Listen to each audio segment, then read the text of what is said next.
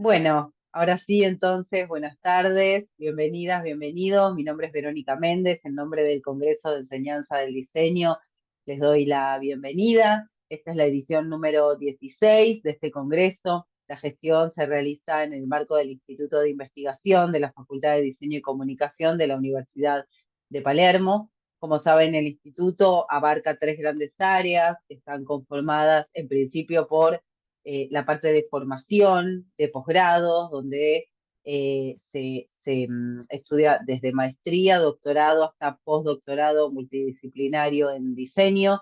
Además, hay actividades de investigación en las que se llevan adelante programas de investigación en más de 25 líneas activas, para las que luego se publican los cuadernos del Centro de Estudios de Diseño y Comunicación, una de nuestras más prestigiosas revistas de investigación científica, y tenemos actividades de difusión y proyección como este congreso y como la red de investigadores en diseño, a las que las y los invito a sumarse. Estas actividades buscan ofrecer un espacio para difundir sus investigaciones, las de sus equipos, como en la red de investigadores, y para dar a conocer sus trabajos.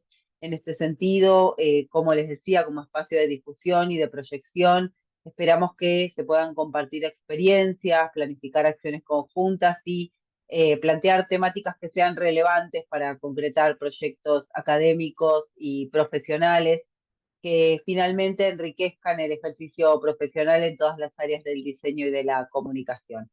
Bueno, sin más, entonces le voy a dar paso a nuestra primera expositora desde Colombia. Ella es Alejandra María Pérez Montoya, y su presentación, Medición del impacto del modelo de enseñanza y aprendizaje del diseño en Medellín, caso de estudio, Instituto Tecnológico Metropolitano. Bienvenida, muchas gracias por estar.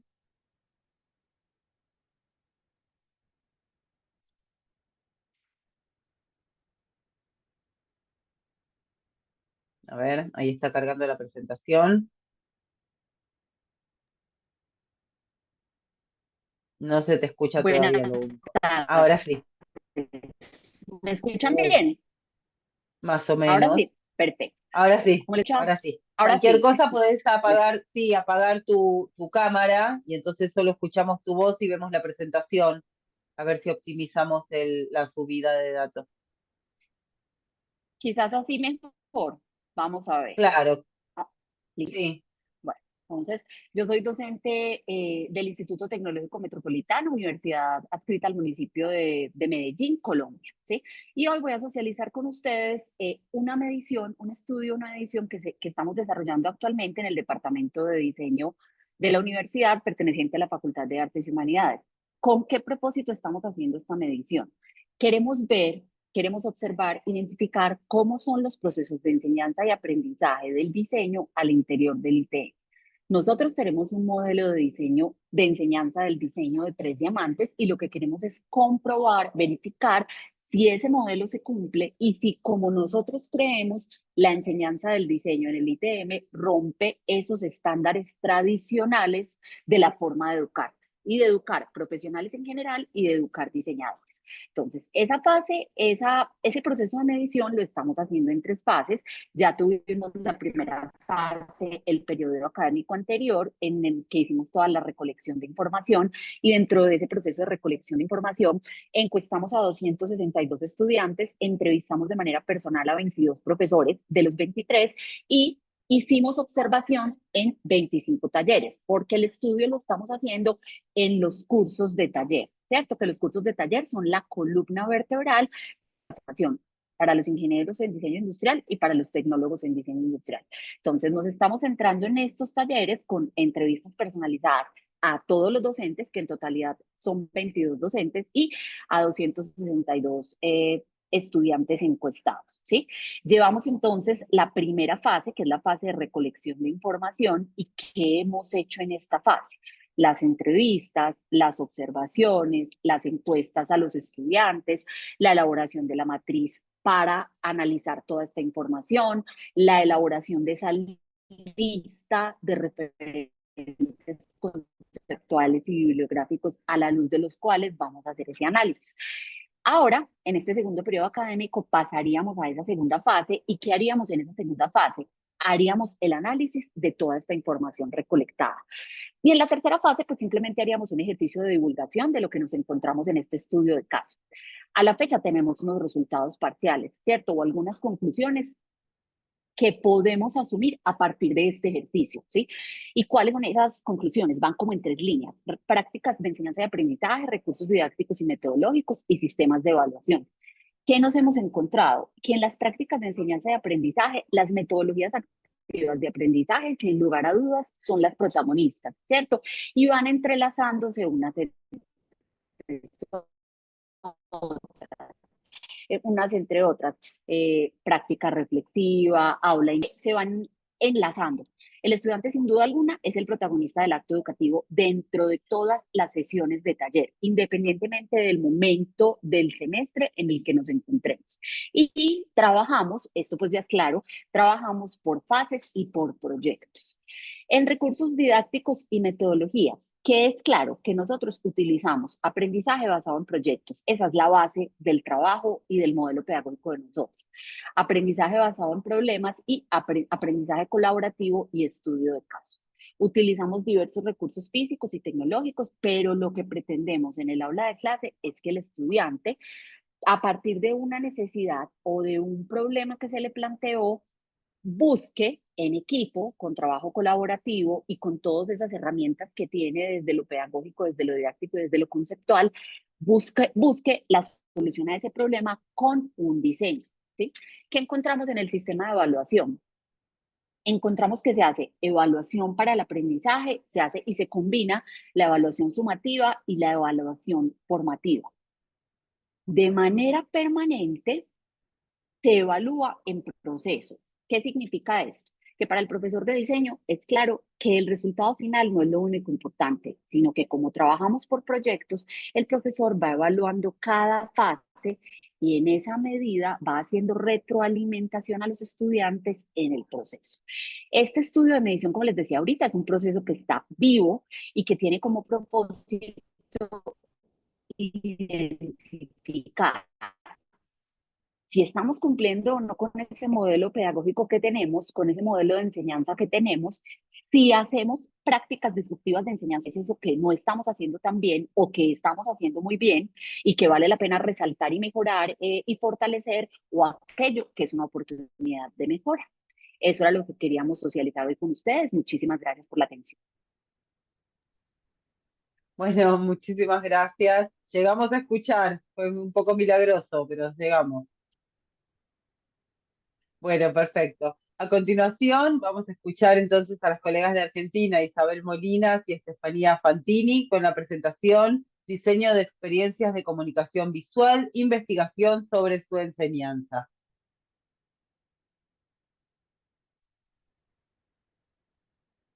Gracias, Verónica. Buenas tardes. Es un gusto también compartir esta instancia virtual en el marco del Congreso Internacional de Enseñanza del Diseño, al cual asistimos de manera entusiasta hace ya varios años. El trabajo que vamos a presentar con mi colega, la doctora Estefanía Fantini, se titula Diseño de experiencias de comunicación visual, investigación sobre su enseñanza. Se inscribe en un proyecto de investigación y desarrollo de la Facultad de Arquitectura, Diseño y Urbanismo de la Universidad Nacional del Litoral. Estefanía y yo nos estamos comunicando desde la ciudad capital de Santa Fe, donde está la sede principal de nuestra universidad. Y en la imagen que ustedes están viendo, recuperamos esa monstera, y repongo la tapa del libro, que ilustra la portada de una novela de Vincenzo Latrónico en anagrama, titulada Las Perfecciones, y que la retomamos porque es una novela que tiene como protagonistas a dos diseñadores de comunicación visual, y en el final de ese texto, y no es que lo vaya a spoilear, sino que me interesa traer esa imagen recurrente que atraviesa toda la novela, se afirma: todo es absolutamente perfecto, dirá la story que lo acompaña, exactamente como aparece en las imágenes. Una historia que tiene que ver con ese trabajo que refiere a la posibilidad de construir mundos posibles, de representar los mundos existentes y de poder reponer ciertas materialidades a partir del diseño de comunicaciones visuales. En el caso del proyecto que dirigimos con Estefanía, nos interesa que esa materialidad esté atravesada por el diseño de experiencias. Y en la diapo que compartimos pueden ver algunas de esas múltiples experiencias analógicas, digitales, dentro y fuera de las aulas, individuales y colectivas, que incluso llegan al diseño de la propia indumentaria y del propio cuerpo cuando es verano y Ciudad Universitaria lo permite. Están reforzando esta idea que plantea La Rosa acerca de la experiencia en términos de acontecimiento exterior a mí. Dice, la experiencia supone un acontecimiento exterior a mí, pero ese lugar de la experiencia soy yo mismo. En nuestro proyecto trabajamos con algunos objetivos que tienen que ver puntualmente con pensar ese diseño de experiencias en el ámbito de la universidad y puntualmente en términos de estrategia de enseñanza y aprendizaje a partir de narrativas múltiples y en escenarios expandidos. No me voy a demorar, esto queda en el registro de la presentación, esos son los objetivos y estos son nuestros encuadres teóricos y metodológicos. 3 ejes respecto al marco teórico: diseño de experiencias, experiencia y educación, y la investigación en el campo específico del diseño de la comunicación visual, con un enfoque metodológico que trabaja el pluralismo, ¿sí? y la perspectiva holística a partir de la recuperación de esas narrativas múltiples a las cuales me referí antes. Sobre la base de estos presupuestos, podríamos decir, nuestra idea central tiene que ver con la relevancia de expandir el aula. De expandir el aula no solamente en lo que respecta al espacio físico, sino de expandirla justamente en relación con esas narrativas múltiples y en relación con la posibilidad de pensar desde más de un paradigma. Cuando atendemos a la potencia de la experiencialidad en el ámbito educativo, comprendemos que posibilitar la expansión del aula hacia entornos que imbrican lo natural y lo construido viabiliza comprensiones más profundas, capaces de entramar lo estrictamente académico del contenido con aquello que se aleja de la abstracción del contenido para rozar lo real y hacer arborecer la interpretación. Piensen en esa imagen botánica y fuerte y firme del árbol en relación con nuestros mecanismos y nuestras estrategias cognitivas. Esto es una síntesis de un trabajo que está publicado por la Asociación de Universidades del Grupo Montevideo en el marco del grupo de indagación al cual pertenecemos.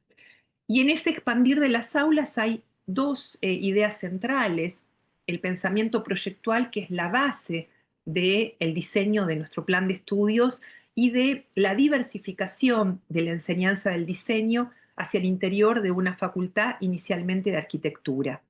Tomamos la línea de Tomás Maldonado, fundamento de la práctica, ese pensamiento proyectual, y pensamos en que nos otorga la cualidad anticipatoria capaz de brindarnos confianza en escenarios de incertidumbre. Pienso en Edgar Morin, aquellos tan caros a una educación basada en la experiencia. Entonces, si hay una disposición transitada para el constante cambio de registro y transformación frente a lo incógnito, y si a la vez las narrativas se multiplican, esta es una pregunta clave en nuestra indagación. ¿Qué escenarios reclaman esos discursos para constituirse como verdaderos acontecimientos de circulación de saberes? Y la segunda idea fuerte de nuestro desarrollo tiene que ver con esos escenarios expandidos a los cuales me referí. Dado que tenemos un tiempo reducido, yo voy a invitar a Estefanía para que las 3 experiencias que vamos a narrar las pueda reponer ella. Bueno, muchas gracias, Isabel. Buenas tardes a todos. Yo soy Estefanía Fantini y les voy a contar tres situaciones, tres prácticas en las que, bueno, pusimos a funcionar esto, ¿no? Pusimos a prueba esa hipótesis de que la dimensión experiencial realmente refuerza, potencia la adquisición de los saberes, ¿no? Y de alguna manera vuelve mucho más cercano eso del contenido que, bueno, lo sabemos todos, somos todos docentes, a nuestros estudiantes a veces, bueno, les cuesta un poco más, ¿no? Nos ha pasado al finalizar el cuatrimestre anterior que nos digan, bueno, he entendido este texto porque finalmente hicimos algo con eso, hicimos una práctica, jugamos en el aula y la cosa cambia. La primera experiencia tiene que ver con el trabajo entre dos cátedras, la cátedra de tecnología de la carrera de comunicación visual y la cátedra de taller, de taller de diseño, con una institución socia, ¿sí? Que es la escuela que se encuentra en la Vuelta del Paraguayo, que es un barrio costero de nuestra ciudad. Nuestra ciudad es una ciudad eminentemente de río, ¿no? Estamos rodeados por masas de agua y hemos aprendido a convivir con el río porque el río muchas veces se ha llevado partes de la ciudad. Y bueno, en esta experiencia lo que se trabaja es la problemática de la identidad cultural, de la identidad social, en relación con esa escuela, ¿sí? Que es una escuela de costa, pero también es una escuela estrictamente de periferia, donde sus estudiantes son de multiedad, ¿sí? Y bueno, en esa lógica de pensar lo identitario del barrio y volverlo visual, se propone desde la Cátedra de Tecnología y la Cátedra de Taller esta propuesta experiencial en la cual se diseña la identidad para la escuela, y eso no queda ahí, sino que luego se reproduce a través de serigrafía en diferentes soportes, ¿sí? En este caso, por ejemplo, afiches, pero también en textiles, que fue como la experiencia así más, que más se llevaron el souvenir, digamos. Y lo interesante es no solamente plasmar esto y poner en común con estudiantes de una escuela de barrio, ¿no? Sino que esos estudiantes de escuela de barrio también tienen la experiencia de entrar en la facultad, de entrar en la universidad. Y ese acercamiento interinstitucional, que parece tan fría esa palabra, en realidad, bueno, constituye el corazón de esta experiencia. La segunda propuesta tiene que ver con un trabajo que hacemos hace bastante tiempo y sobre el que nos hemos volcado fuertemente en las asignaturas comunicación, ¿sí? De la carrera de diseño, que tiene que ver con trabajar la fotografía como experiencia, y lo hemos llamado así siempre, ¿no? La experiencia fotográfica. Entonces, trabajamos lo fotográfico como objeto de análisis, pero tenemos la hipótesis de que si la fotografía la producen los propios estudiantes, el acercamiento a ese objeto es diferente. Y en ese sentido, hemos hecho experiencias de recorrida fotográfica. Vemos en la primera imagen, por ejemplo, una salida desde el rectorado de la UNL a través del bulevar de la ciudad de Santa Fe, que es una de sus arterias más principales, pero además más bella, ¿sí? Porque carga con toda la historia de la ciudad. Por ejemplo, en otras ediciones hemos trabajado formas más específicas de la práctica fotográfica, como la cianotipia botánica, que es la última imagen, ¿no? Producir cianotipias y a partir de eso producir piezas editoriales que son bitácoras, que también hacen, digamos, de soporte para los contenidos específicos de la asignatura, que se empiezan a pensar como desde otra manera. En la fotografía del medio, por ejemplo, tenemos lo que llamamos siempre saltos de programa. La experiencia permite esto, ¿no? Que pasen cosas que no esperábamos. Nosotros en el recorrido íbamos a terminar en un lugar de nuestra ciudad que se llama Estación Belgrano, es una antigua estación de trenes que fue recuperada como centro de convenciones. Y bueno, en el final de ese recorrido nos encontramos que ahí había una muestra. Era una muestra de Mafalda. Y bueno, nuestros estudiantes son obviamente muy jóvenes, hay como una distancia generacional. Todos conocían a Mafalda, pero no todos conocían el mundo Mafalda. Y terminar el recorrido ahí implicó que, bueno, se quedaran todos a recorrer la muestra. O sea, un recorrido fotográfico que tenía un fin de construcción de un corpus de análisis terminó siendo también una experiencia estética hermosa, ¿no? Que no estaba esperada y sin embargo como que de alguna manera coronó esa propuesta. Y la última experiencia tiene que ver con una propuesta de taller 4, taller de diseño 4, donde se trabaja el diseño de experiencias como excusa para la proyectualidad. La hipótesis de partida del taller es que cuando el problema es real, cuando el problema de diseño es real, se sale de esa cosa de laboratorio que tiene en general el taller de diseño, ¿sí? El taller de diseño simula un hecho profesional, una situación profesional, ¿no? Imaginamos un cliente, imaginamos un receptor, imaginamos un contexto de inserción, pero cuando nosotros trabajamos con personas reales, ¿no? Y construimos en base o diseñamos en base a ese cliente que en realidad existe, la experiencia es otra. Y si ese cliente en realidad lo que tiene es una necesidad social, más que una necesidad comercial, por ejemplo, publicitaria, la experiencia aún es más compleja y los estudiantes entran de lleno a pensar esto, ¿no? Esas realidades que tienen que ser circunscriptas, digamos, para proponer una estrategia de diseño, pero bueno, esas realidades tienen cientos de aristas, e incluso en el proceso de generar ese proyecto, bueno, eso va mutando y se van generando cosas muy interesantes. Al final, la última foto es la muestra de esa serie de proyectos que hicieron los estudiantes, donde participamos los docentes de taller, nosotros que somos de las teóricas, todos los estudiantes y además toda la gente que hizo de cliente, ¿no? Hizo de cliente. Y bueno, de alguna manera cierra esa cuestión, ¿no? Que pasa de lo experimental a lo experiencial. A modo de síntesis, esta monstera que presentamos en el inicio de nuestra presentación, de nuestra exposición, valga la redundancia, crece de manera amable en los interiores, pero crece mucho más cuando tiene la posibilidad de recibir el sol, el aire y participar de la vida de un jardín. Les dejamos nuestros correos electrónicos, invitamos a leer Las Perfecciones porque es una historia que tiene mucho que ver con la vida nuestra, y también la invitación para vincularse con el proyecto de investigación de la Facultad de Arquitectura, Diseño y Urbanismo de la Universidad Nacional del Litoral. Muchas gracias. Gracias Muchas a gracias. todos. Un placer.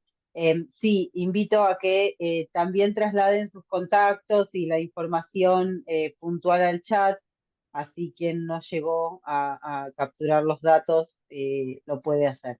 Y les aviso que estamos muy bien con el tiempo, no hace falta que corran, por ahora estamos muy bien, así que podemos avanzar disfrutando del momento. Bueno, a continuación entonces vamos a escuchar al equipo desde España, compuesto por Olga Ampuero Canellas, Jimena González del Río Cogorno, Begoña Chorda Alviñana, Nereida Tarazona Beleguer, con la exposición La percepción del diseño gráfico en estudiantes de diseño industrial. Bienvenidas, un gusto. Buenas tardes. Hola, buenas Comparto tardes. pantalla y empiezo con Sí. la presentación. Bárbaro. Vale. ¿Qué ha pasado? Que no me deja compartir pantalla. Espera un momentico. Que ya está. Vale.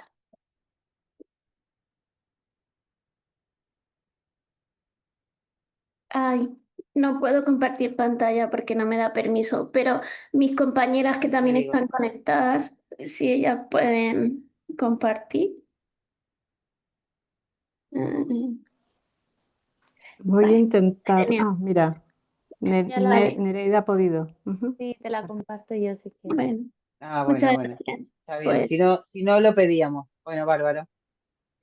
pues empiezo la presentación. Buenas tardes, me llamo Olga Ampuero Canellas, soy profesora del Departamento de Ingeniería Gráfica de la Universidad Politécnica de Valencia de España, y nuestra exposición lleva por título La percepción del diseño gráfico en estudiantes de diseño industrial, y con ella queremos presentar un protocolo de investigación que hemos puesto en marcha para averiguar la opinión que tienen nuestros estudiantes de diseño industrial sobre la utilidad del diseño gráfico para su futuro profesional.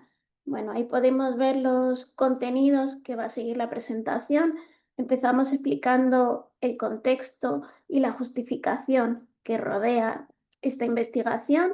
Luego plantearemos los objetivos y daremos unas pinceladas sobre el estado del arte, la revisión de la literatura, y ya luego terminamos viendo cómo es esta investigación. Bien. En cuanto al contexto, la investigación se enmarca dentro de una asignatura que se llama Diseño Gráfico y Comunicación, que se imparte en el grado en Ingeniería en Diseño Industrial y Desarrollo de Productos, que aquí en España se inserta dentro de una escuela de ingeniería, no tanto una escuela más de bellas artes o con ese enfoque. Es una asignatura obligatoria de tercer curso. Tenemos alrededor de 120 alumnos y llevamos impartiendo esta asignatura desde el curso 2009, ya bastante tiempo. Bueno, con esta experiencia nos hemos dado cuenta de que dentro del contexto del diseño industrial y desde la perspectiva de la ingeniería, ¿vale? Nuestra asignatura queda un poco, vamos a decirlo, rara, ¿no? Y no todos los alumnos entienden por qué tienen que estudiar diseño gráfico, porque no le ven utilidad luego a lo que ellos creen que va a ser su futuro profesional. Porque luego nosotras, con otra perspectiva, sí que sabemos que aquí en España muchos diseñadores industriales, cuando salen al mercado laboral, acaban trabajando a la vez en diseño gráfico y en diseño industrial, y muchos de ellos a veces solo diseño gráfico. Bueno, entonces, con esta justificación queremos plantear y averiguar si realmente el hecho de que ellos vean que el diseño gráfico no les va a servir para su futuro profesional es lo que hace que cojan la asignatura con un poco de desgana y que se impliquen y trabajen poco en ella. Bueno, a partir de ahí nos planteamos estos objetivos. Primero, determinar qué percepción tienen nuestros estudiantes de la utilidad del diseño gráfico para su futuro profesional, y luego analizar si hay una relación entre esa percepción, buena o mala, y su implicación en el desarrollo de la asignatura. Bueno, comenzamos por el marco teórico, que lo basamos en dos conceptos clave: la instrumentalidad y el compromiso académico.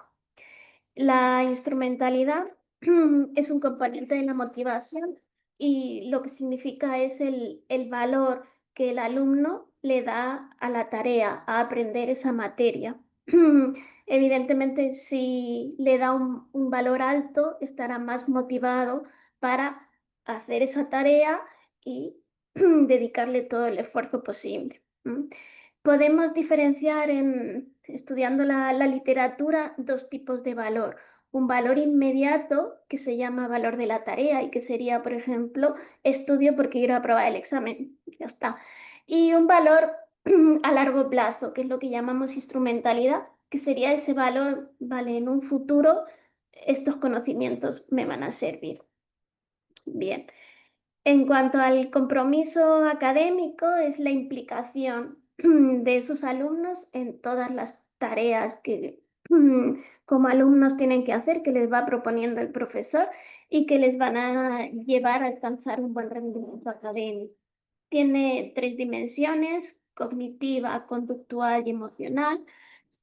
Y como vemos en la imagen de la derecha, dentro de esa motivación encontramos el valor de la tarea, la instrumentalidad, y está muy relacionada con el compromiso, con el aprendizaje y con el rendimiento académico.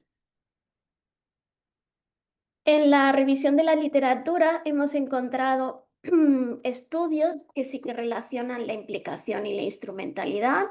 También estudios que nos dicen que la percepción que tienen los alumnos de una materia afecta y condiciona a su proceso de aprendizaje, pero no encontramos en concreto investigaciones que relacionen estos conceptos de instrumentalidad y compromiso en estudios universitarios de diseño. por lo que en ese sentido tendríamos una innovación en esta investigación. Bien, concretamos los objetivos en esas 3 preguntas de investigación. Primero, ¿piensan los alumnos, nuestros alumnos, que el diseño gráfico es útil para su futuro profesional? Al cursar esta asignatura se modifica esta percepción. Y por último, si la percepción de la utilidad del diseño gráfico para el futuro profesional influye en su implicación y en su compromiso académico que muestran a lo largo del curso. Bueno, a continuación creamos el diseño de la investigación. Va a ser una investigación de tipo cuantitativo. La muestra a estudiar claramente son los alumnos que cursan la asignatura durante un curso académico. Y como variables dependientes tenemos el compromiso académico, la implicación y la instrumentalidad, la utilidad que le ven al diseño gráfico para su futuro profesional. Como variables independientes tenemos la edad, el género, el grupo, si son estudiantes del grupo de mañana o del grupo de la tarde, y luego su perfil, que diferenciamos entre un perfil más diseñador y un perfil más ingeniero. Bien. Bueno, como instrumentos de medición utilizaremos unos cuestionarios autoadministrados con preguntas de tipo escala Likert de 5 puntos. Para medir el compromiso académico utilizaremos un cuestionario ya validado, el cuestionario UGES, que se compone de 13 preguntas. 6 miden el vigor, 6 miden la absorción y 1 mide la degradación. Y por otro lado, para medir la instrumentalidad, nos hemos encontrado con que no existe en la literatura un cuestionario que en su totalidad responda a todo aquello que queremos medir. Entonces, hemos construido una nuestra medida extrayendo ítems de varios autores y que podemos ver en la siguiente diapositiva. En todos estos ítems vemos que los 2 primeros son preguntas que quieren medir el valor intrínseco de la tarea sin plantearnos una utilidad concreta, ¿vale? Pues me gusta esta asignatura.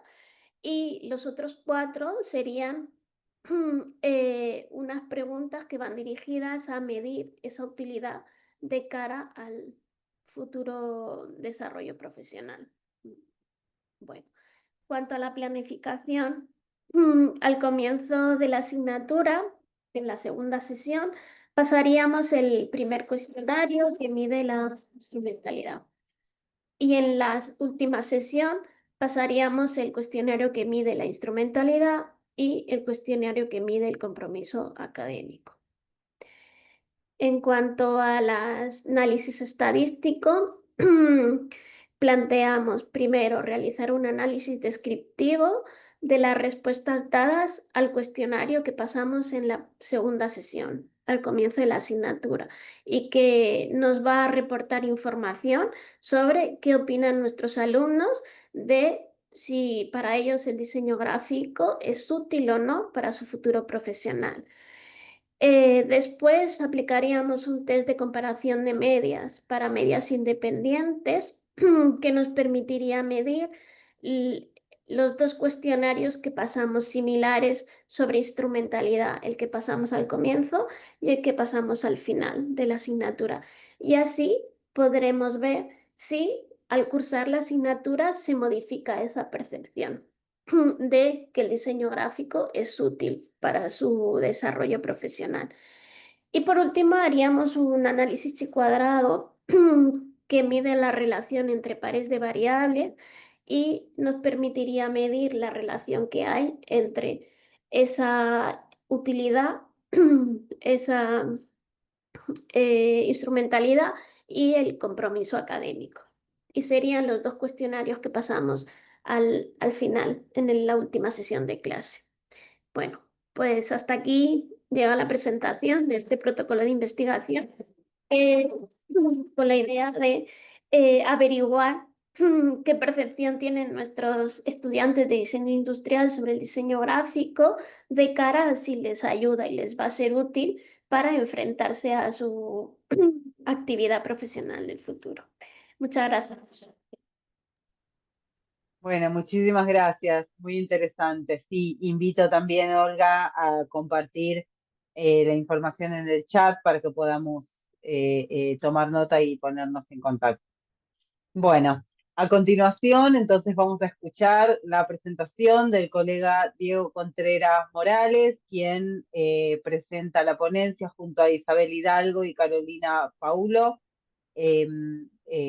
La ponencia se denomina Optimización y Mejora de la Enseñanza en Investigación en Diseño con Miro. Hola, ¿qué tal? ¿Cómo están todas y Hola, todos? bienvenido. Gracias, Verónica, y gracias a todas y todos. Quería saber si está avanzando o retrocediendo la presentación. ¿Se ve Sí, bien? sí, sí, sí, sí, se ve Listo. bien y se mueve, perfecto. Gracias. El día de hoy vamos a exponer Carolina Paulo y yo. Isabel lamentablemente no nos va a poder acompañar. Eh, bueno, nuestra experiencia en realidad se basa en el análisis de la utilización de una herramienta como el Miro en un curso enfocado en la investigación en diseño. Este curso lo que hace o lo que busca es que los estudiantes aprendan a investigar el diseño gráfico como objeto de estudio. En ese sentido, el curso es un curso de tercer año en 5 años de carrera, lo que llamamos acá sexto nivel, y es un curso que tiene 4 horas lectivas a la semana. Y optamos por hacer trabajo en equipo. Al final del curso elaboran un paper de investigación eh, y los mejores trabajos se buscan publicar en revistas de estudiantes principalmente, pero lo que se busca básicamente es que atraviesen por todo el proceso de investigación. Y en ese sentido nos basamos un poco de esa propuesta de Juan Carlos Ortiz Nicolás, en que nos permite entender las múltiples aproximaciones de la investigación en diseño, teniendo en cuenta al diseño como objeto de estudio. Entonces, una persona puede ser una investigadora diseñadora, una investigadora que no es diseñadora, pero que observa el diseño, y una persona que empieza siendo diseñadora y se convierte en investigadora. En este sentido, nuestros estudiantes estarían básicamente en la tercera posición. Sin embargo, los docentes estamos entre el 1, 2 y 3 dependiendo de nuestra experiencia, ¿no? Es un curso que cuenta con bastantes docentes para el curso que es.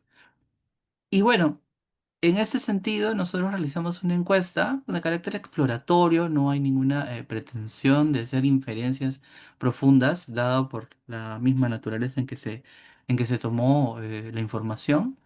Y respondieron 10 estudiantes por año, un total de 20, aproximadamente un 12% del total.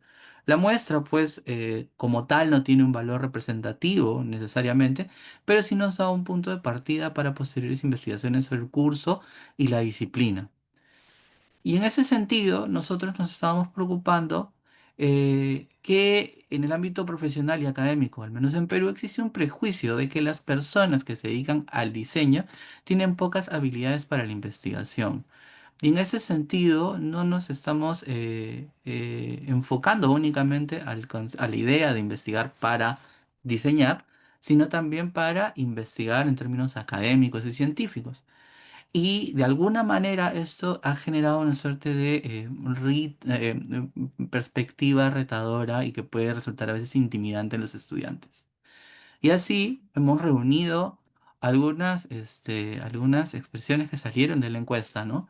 Y que básicamente sentían al inicio del curso que iban a tener como un curso complejo, difícil, con la cuesta arriba, ¿no? Absolutamente y que al estar habituadas principalmente a hacer proceso de diseño gráfico y que esta investigación tenga un sentido más aplicado, percibían esto como algo claramente retador. Así que nuestro propio reto era combatir este prejuicio a través de la implementación de un entorno dinámico y colaborativo para el aprendizaje, que sería el Miro, básicamente, una herramienta que han venido usando en otros cursos por varios años. Entonces, nosotros lo que hicimos fue básicamente transformar el curso y adaptarlo a esta lógica de trabajo. Carolina, adelante.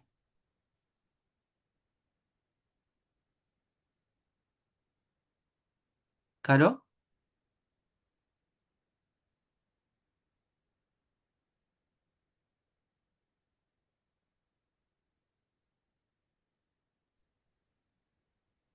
No, no, a ver, Parece que no se quizás escucha. no le funciona el micrófono porque no está muteada.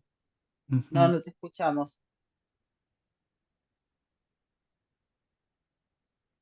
Bueno, Hola. Carolina, ya, te Ahí escuchamos. se Ya, escuchó, ahí se gracias. escuchó. Disculpen. Sí, no Hay había avisado. esperanza. Ok, ahí va. Bueno, ya.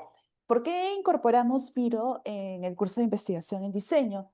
Bueno, efectivamente, una de las ideas, ¿no?, que también Diego fue mencionando es que antes de llevar este curso, por ejemplo, em, una de las alumnas mencionaba que lo llevó previo a estos cambios, ¿no? En el 22.1, y bueno, como dice acá, ¿no? Se tuvo que retirar porque se me hizo imposible entender la dinámica de las fichas. Me pareció un curso tedioso y difícil. Estas fichas eran documentos de Word, ¿no?, que se trabajaban por separado y se desarrollaban semanalmente. Entonces, no sé si puedes ir a la siguiente. Ahí es justamente cuando entra Miro, ¿no? Bueno, según Ala, Miro es una pizarra digital, ¿no?, en línea que se utiliza para visualizar ideas y trabajar de forma individual o colaborativa. Lo interesante es que ofrece una navegación flexible y dinámica, integra diversas opciones multimedia y eso va a ser fundamental justamente para la parte de investigación y proporciona herramientas diversas que fomentan la innovación. Entonces, ¿cómo se planificó el curso a partir de los tableros de Miro? Como mencioné anteriormente, los chicos y chicas trabajaban a partir de fichas. Estas fichas se enviaban de manera separada y luego en conjunto se desarrollaba el trabajo final. Lo que se hizo, el cambio principal fue pasar, digamos, estas fichas a Miro en distintas actividades. Como ven acá, son 8 actividades distintas y cada una de ellas desarrollaba un aspecto en particular o un paso en particular de la investigación. Entonces, esto permitía que los y las alumnas pudieran ver de manera no solo global, sino también de manera específica cada uno de estos pasos en su tablero de Miro. Entonces, aquí, por ejemplo, en estos pantallazos que pueden ver, los elementos gráficos, los cuadros, los mapas, las imágenes, así como los colores, fueron incorporados para cada etapa de la investigación. Para esto resultó muy útil la organización de toda la data. Es decir, algo que vimos no solo en las encuestas que realizamos, sino también en la práctica misma, es que la verticalidad, ¿no?, que brinda Miro, junto con los colores diversos que vimos para cada actividad, hacía que visualmente él y la alumna pudieran ubicarse, ¿no?, en el espacio, digamos, de esta pizarra digital, pero también ver su propio avance y el avance de las demás personas. Entonces, ahí encontramos 3 aspectos muy importantes. Por un lado, el Miro facilita el trabajo colaborativo y es muy útil para la retroalimentación. La ventaja es que podían, mientras, digamos, estábamos después de las clases teóricas, podían ir avanzando en el Miro y mientras nosotros brindábamos la retroalimentación en ese momento, ¿no? Por otro lado, el hecho de que es un espacio donde se podía observar el desarrollo de las demás investigaciones grupales permitía que pudieran como de alguna manera verse entre ellos mismos y ver cuáles eran sus avances, cuáles eran las cosas que estaban, digamos, necesitando un poquito más de empuje, etcétera. Y bueno, acá hay una vista súper rápida del Miro del curso en este pequeño video. Como pueden observar, hablamos justamente de esta verticalidad que ayudó mucho para que y el alumno se pudieran, em, digamos, entender, ¿no? O sea, el paso a paso de la investigación, que no sientan que eran aspectos o momentos separados. Y como ven acá, ¿no? El uso de mapas, imágenes, hipervínculos, etcétera, fue de gran ayuda porque finalmente estamos hablando de estudiantes y también de docentes, ¿no?, que trabajamos con múltiples medios.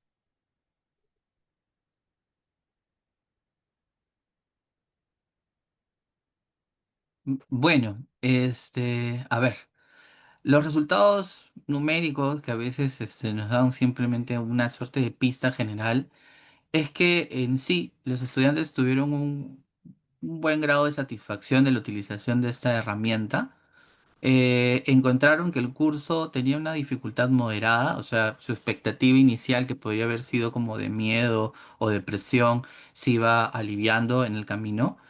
Percibieron que había una gran utilidad de la investigación para su profesión, o sea, de las herramientas aprendidas del curso, detectaron que iban a ser muy útiles para su carrera.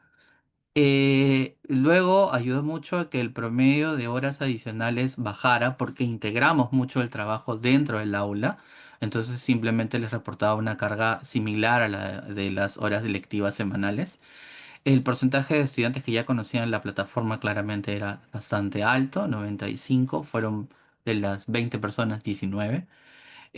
Había un buen grado de familiarización y detectaron en líneas generales que el Miro era útil para el curso y en cierta medida también para el desarrollo del artículo. Claro.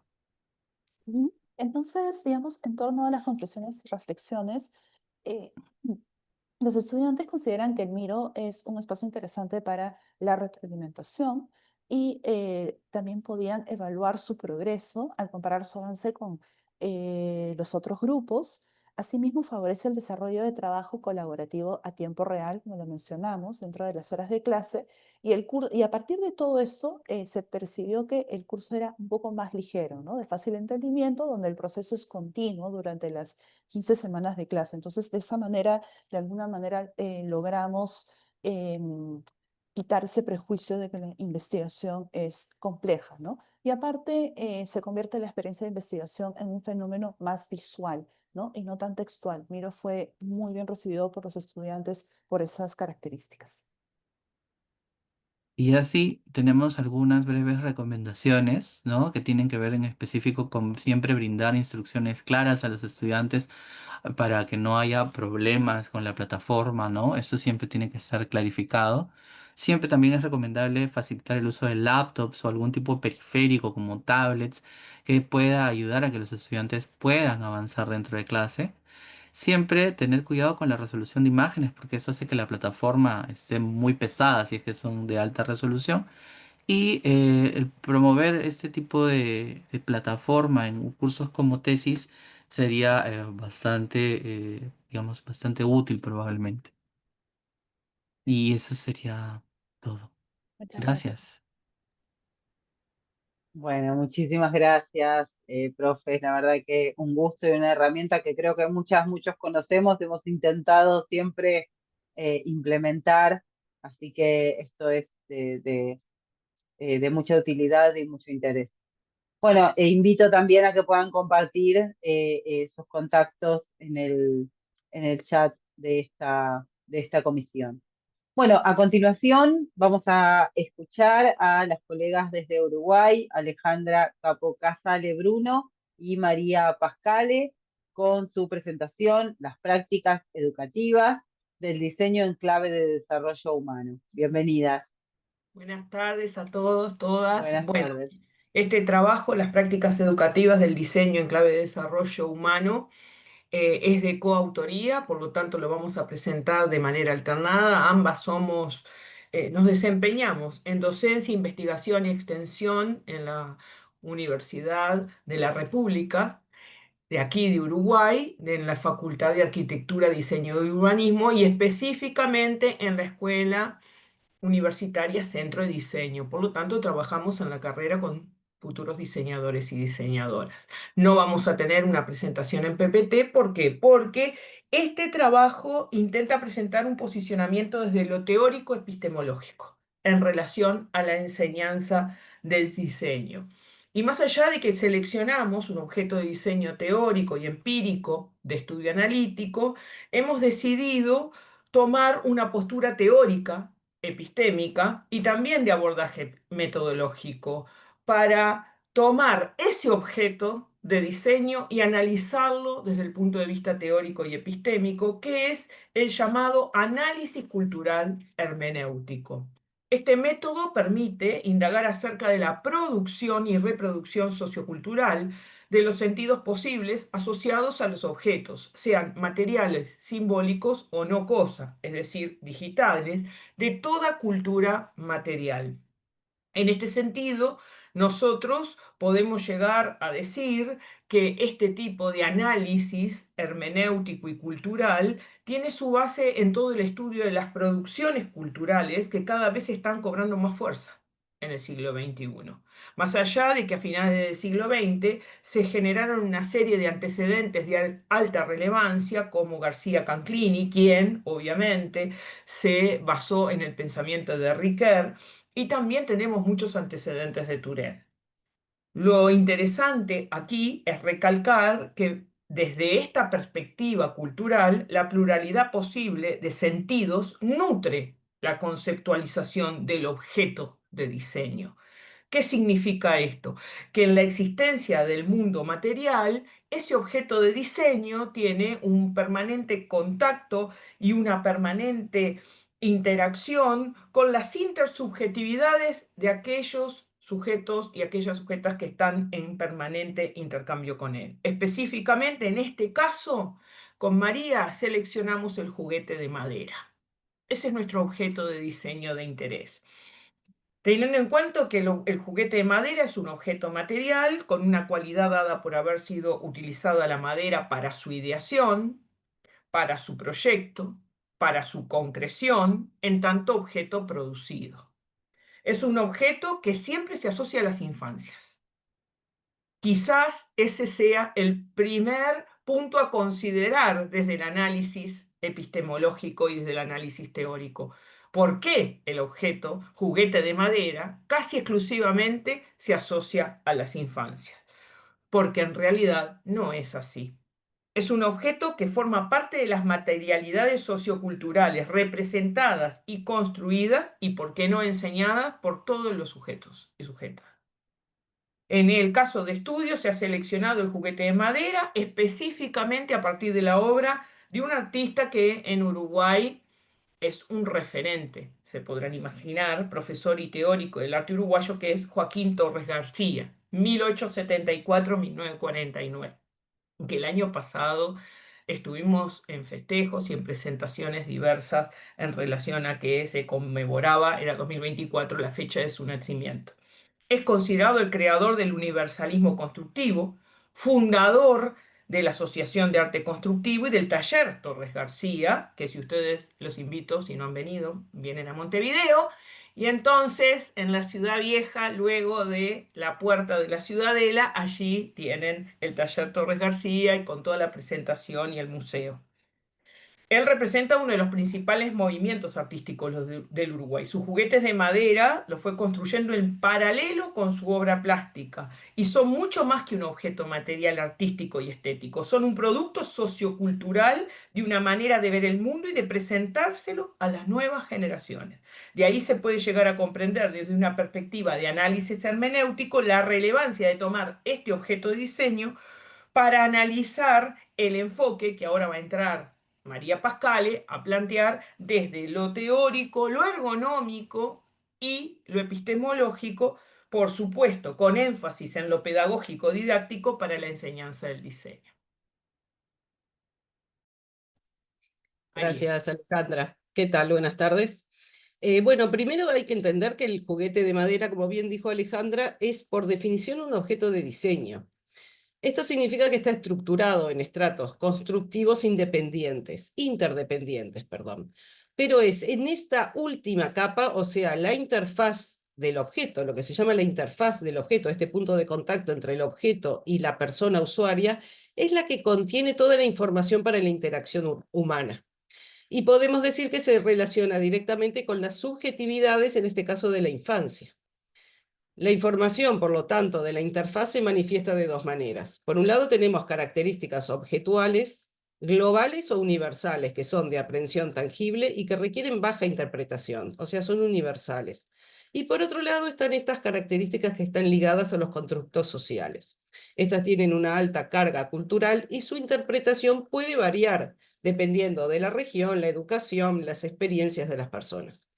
Sin embargo, estas dos características constituyen lo que se denominan los atributos sensoriales, como por ejemplo color, la forma, peso, textura, y que estos atributos, perdón, tienen como objeto cumplir funciones. Estas funciones pueden ser tanto prácticas, estéticas y simbólicas.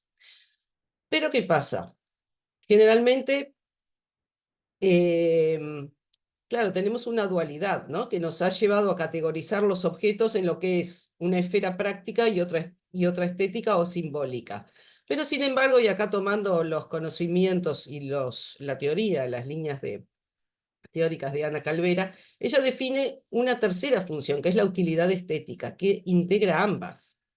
Y esto es un aspecto que justamente Torres García aplicaba muy bien. Por lo tanto, nosotros lo que queremos marcar que es crucial que los diseñadores consideren la convergencia entre las prestaciones intrínsecas de un material y las sensaciones que lo suscitan.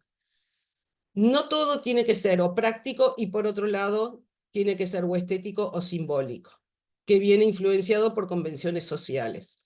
Por ende, si nosotros hacemos esta partición, corremos el riesgo de crear objetos que no satisfagan necesidades reales de usabilidad o caer exclusivamente en la esfera de lo estético simbólico.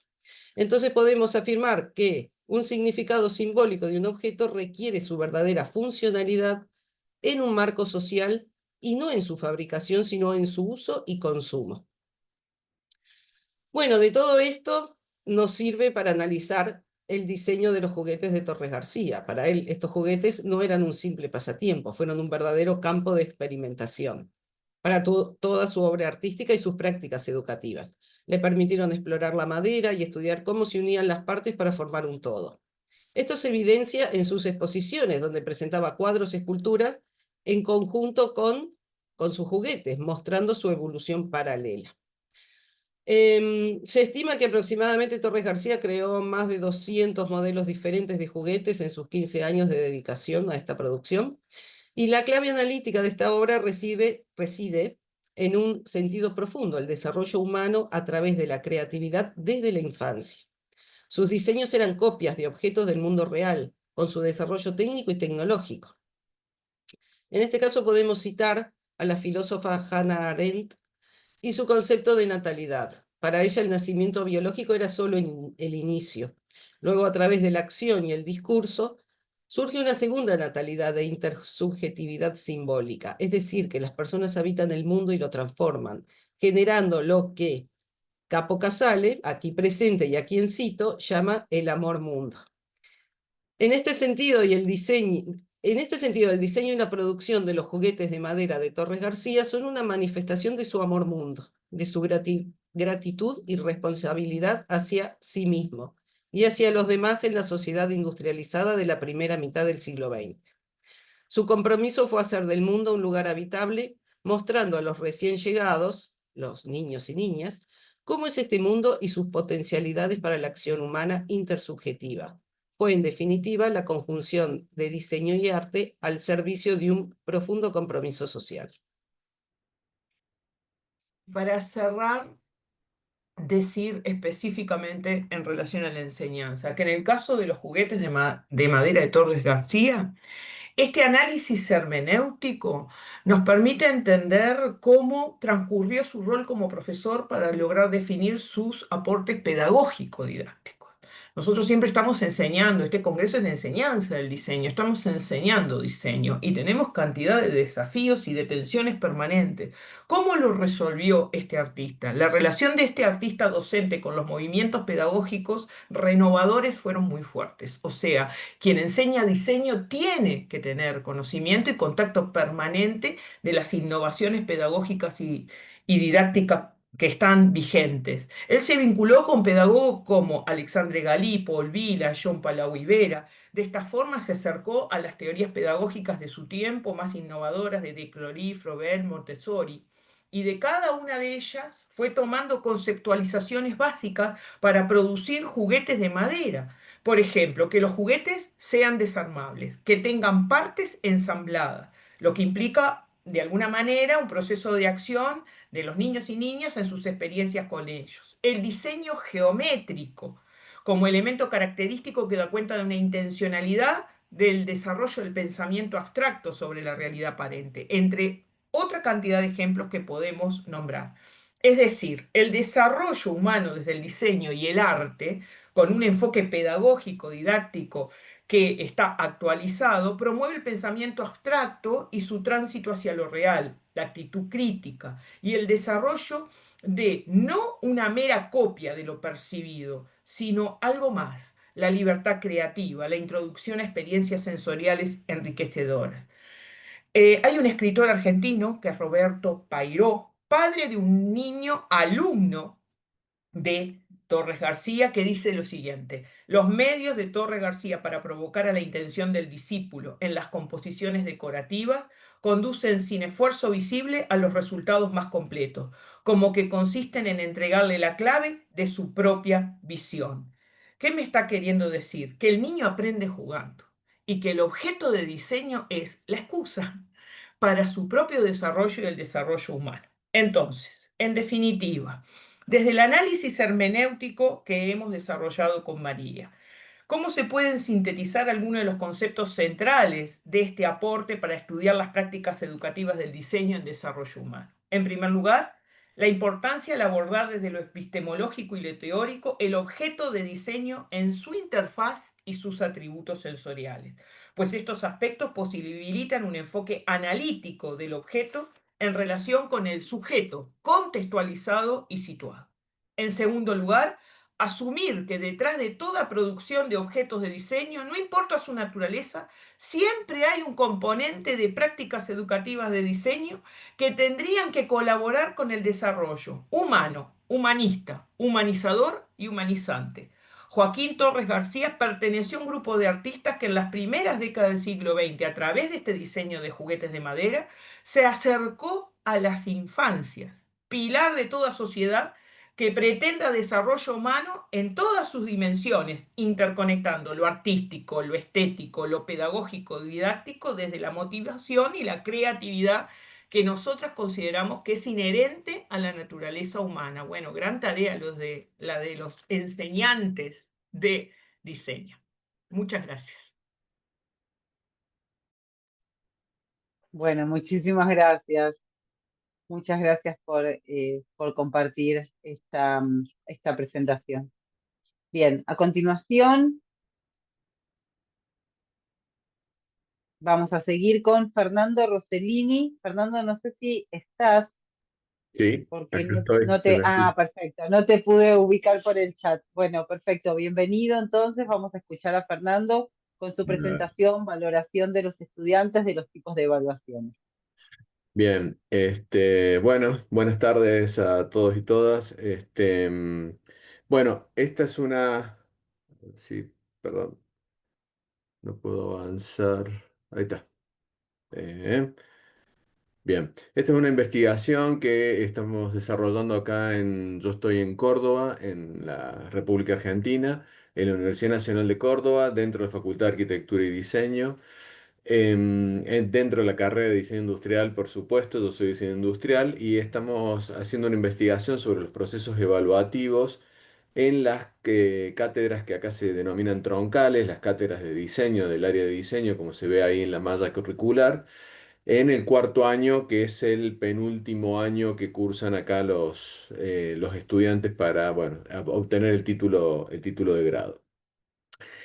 Esta investigación toma bueno, de referencia, como lo que decíamos, o el tema es la evaluación, reconociendo los dos tipos que nos interesaba abordar, que son las evaluaciones sumativas y las evaluaciones formativas, ¿no?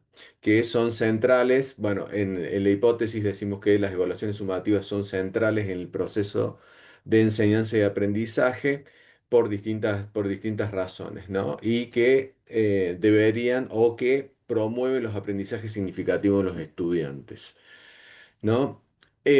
Bueno, la evaluación sumativa tiene diferentes definiciones, pero todas apuntan hacia el mismo fin, que finalmente son evaluaciones de fin de algún proceso.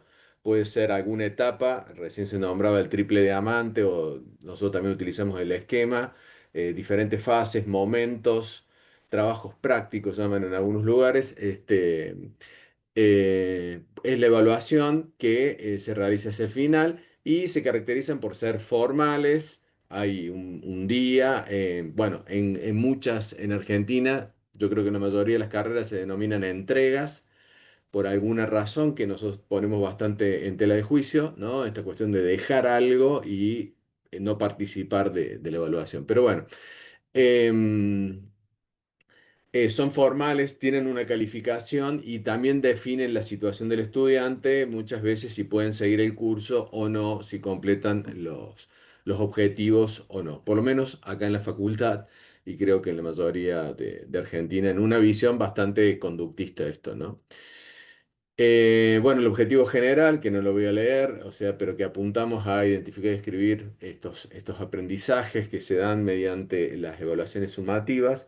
Y lo que sí, esta ponencia o esta charla se basa en dos objetivos que son identificar cómo los estudiantes valoran los distintos tipos de evaluaciones, la sumativa y la formativa, y si mediante la evaluación sumativa comprende el sentido de los contenidos de la asignatura, porque son dos cuestiones también que entendemos que son distintas, ¿no? Esta cuestión de aprobar y otra cosa es aprender los contenidos, ¿no?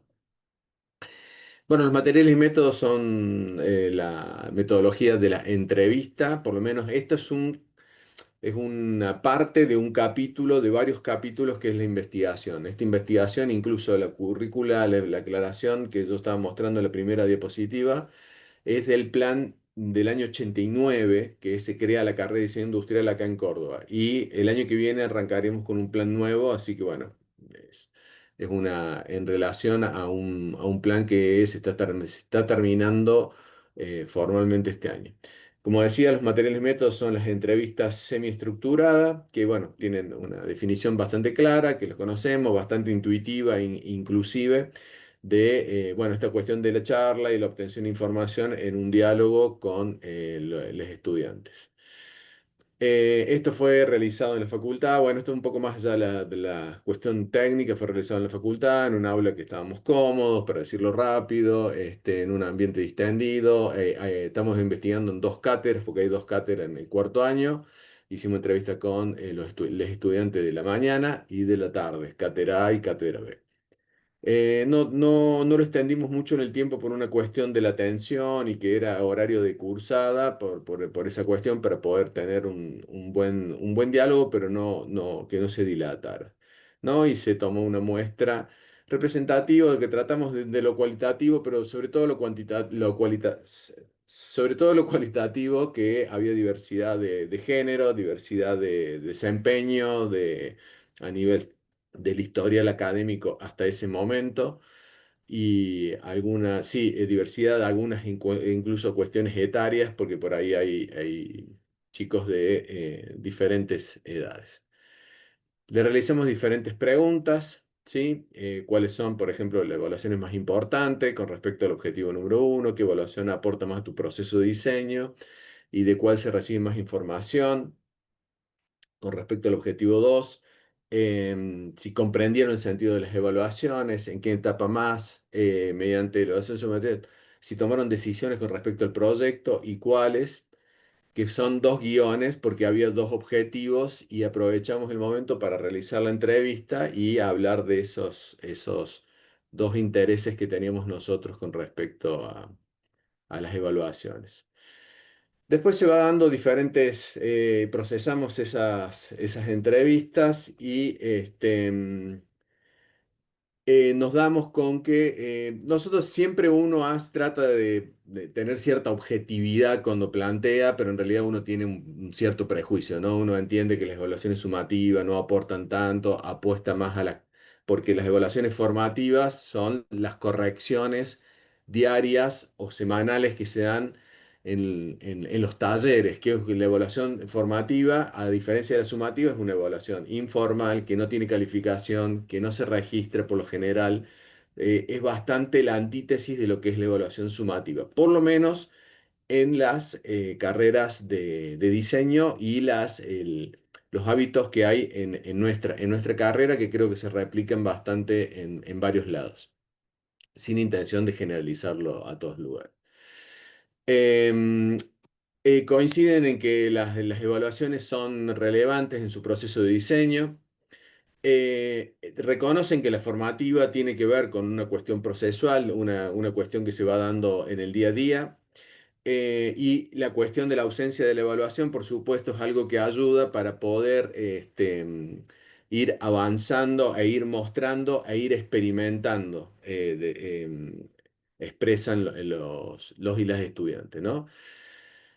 Eh, Lógicamente la sumativa es un elemento de cierre y también lo que surge como un hallazgo de profundización.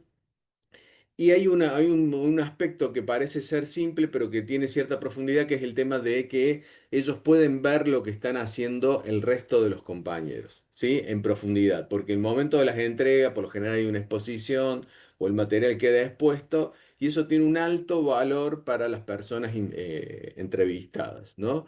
Y tiene un alto valor formativo, ¿no? En el sentido de poder ver la producción de pares, ¿no? Que siempre tiene en las carreras proyectuales esta cuestión de ver producción, antecedentes u otras producciones, siempre tiene un valor muy importante, tiene un impacto muy fuerte. Eh, Incluso no hay un consenso de cuál evaluación puede llegar a tener mayor profundidad, ¿no? Empiezan a aparecer y aparecen ciertas discrepancias entre los estudiantes y las estudiantes que cursan en la mañana y en la tarde, que tiene que ver con las improntas que le van dando los profesores y los titulares de las diferentes cátedras, ¿no? Bueno, la evaluación formativa brinda oportunidades para corregir errores y mejorar los procesos. Permite identificar aspectos relevantes de los trabajos de otros compañeros. Bueno, esta cuestión que es recurrente, que decía recién. Hablan en las dos cátedras o en general, nosotros hablamos de tres momentos, estos tres diamantes, podemos hablar de una parte más teórica, conceptual, una parte creativa y una parte más resolutiva tecnológica, ¿no? Nosotros le llamamos, por ejemplo, yo estoy en la cátedra B, le llamamos comprender, crear y construir, ¿no? Entonces esta cuestión de la primera fase que es más teórica, analítica, de comprender una situación es la que entienden que la evaluación sumativa les da como mayores herramientas, ¿no? Incluso también para cuestiones actitudinales, como decía ahí, de cuestiones de desempeño en equipo. Después, bueno, estos son todos como elaboraciones de las preguntas de los guiones que venía diciendo recién, a nivel de qué herramientas, qué instrumentos le parecerían que aportarían.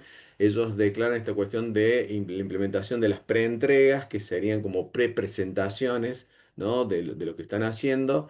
Y la evaluación, incorporar otros actores a la evaluación, como por ejemplo las coevaluaciones, las evaluaciones cruzadas. Perdón. Bien. Bien, ¿dónde comprenden estos contenidos? A ver, ahí se planteó como una cosa que en definitiva terminó siendo un poco falsa, porque en realidad las dos evaluaciones empiezan a aportar y ellos le dan un sentido de complementariedad, casi como que son indispensables, que realmente lo son, las evaluaciones formativas y las evaluaciones sumativas, ¿no? Comprendiendo de que para el día a día, para ir avanzando y experimentando, la evaluación formativa es fundamental, pero la sumativa tiene un carácter importante, ¿no? En algunas cátedras un poco más marcado que en otras, ¿no? Esto que decía de los procesos, bueno, esto es como una síntesis de lo anterior. El tema de los aprendizajes más significativos los persiguen en la primera etapa. Eh, de cierta manera, a partir de las entrevistas, es como que ellos les cuesta mucho diferenciar, incluso responder a la pregunta de si aprendieron, en realidad lo traducen a si pudieron diseñar algo que ellos estaban conformes, y también la conformidad del docente y finalmente la aprobación, ¿no? Es como que eh, cuando uno pregunta sobre los aprendizajes significativos, sobre todo, bueno, si esto le sirvió para comprender profundamente ciertos contenidos que son clásicos en la carrera, es como que no terminan confundiendo, podemos decir, proceso con producto, ¿no? Entonces, si el producto estuvo bien o toda su energía es para poder hacer un diseño del que se le está solicitando en ese momento. Hay una cosa muy importante, son chicos y chicas que, bueno, que ya el término no sé si corresponde, chico y chica, pero son personas que ya son grandes dentro de la cursada, ¿no? De la carrera, y uno cree, que ese también es otra parte del prejuicio del que investiga, del que mira, cree que están todavía muy preocupados por el tema de las notas, ¿no? Y por supuesto que nadie quiere quedar libre, que es la condición cuando uno no aprueba, pero le dan como un sentido, le dan como un sentido secundario. Lo que les importa es poder avanzar con su proyecto. Lo que sí aparece también fuertemente es el proyecto, como cierta, yo creo que en las disciplinas de diseño por lo general también prevalece esto, ¿no? O sea, importa a lo que se llegó, ¿no? Al producto. Hay como una centralidad muy fuerte en eso. Bueno, esta cuestión que decían, las evaluaciones formativas son distintas, le dan como un panorama, y las sumativas son las que tienen como otro cariz, y lo que sí ellos ponderan como importante es que el tema de la devolución escrita. Nosotros también estamos. No entra, es uno de los temas que ha salido con esta investigación, que es el tema de la muy fuerte tradición oral en los procesos de enseñanza y aprendizaje del diseño, ¿no? Esta cuestión de que no queda nada registrado. El docente me dijo, es una interpretación del estudiante una semana más tarde, ¿no? Y esta cuestión de que ellos consideran importante las devoluciones por escrito en las evaluaciones sumativas, que implica una calificación. Que en definitiva lo que vengo diciendo un poco, que necesitan de los ambos tipos de evaluaciones y que se complementan en distintos momentos del proceso de enseñanza y aprendizaje. Muchas gracias. Bueno, muchas gracias. Invito, como les decía a los colegas, a que puedas compartir tu contacto en el chat por si alguno quiere mantenerlo para alguna pregunta o trabajo en Perfecto. adelante. Bueno, a continuación vamos a escuchar a la colega Carolina Cantalupi con su presentación Plataformas Digitales y su potencial educativo, un estudio de caso. Carolina, bienvenida, ¿cómo estás? Hola, bienvenidos a todos. Gracias. Yo estoy junto con Verónica Meolaos. Bueno, Hicimos ¿qué este tal, trabajo en Verónica? Perdón, equipo. no te... Sí, sí, sí. Hola, encantada. Esta Muchas agenda me Mientras quedó gracias. estamos superpuesta, muy sí. buenas las presentaciones, la verdad que es nuestra primera participación en este congreso y tengo mucho interés en conocer más sobre todo lo que lo proyectaron. Bueno, tengo acá para compartir nuestro trabajo. Ujú. Bueno, Voy aprovecho a también compartir para dar las pantalla, así se ve gracias todo. y A ver saludo si a queda bien. varios colegas, a las y los colegas. A Muchas ver, gracias, Verónica, bienvenida. Gracias. ¿se ve mi pantalla? Sí, Sí, sí. ahí se ve, tal vez la puedas poner en pantalla completa, así no vemos Sí, tengo varias como cosas que quieras, después no hay les voy problema. mostrando. Ahí está. Bueno, como vos gustes, no hay drama. Ahí está. Bueno, en principio nosotras trabajamos en UADE, que es la Universidad Argentina de la Empresa, que tiene una sede en Pinamar, en Buenos Aires, en la costa. Trabajamos las dos como docentes ahí. Yo vivo acá, Vero después, cuando se presente, vive en Dolores, acá cerca. Nuestro trabajo es el que dice acá, plataformas digitales y su potencial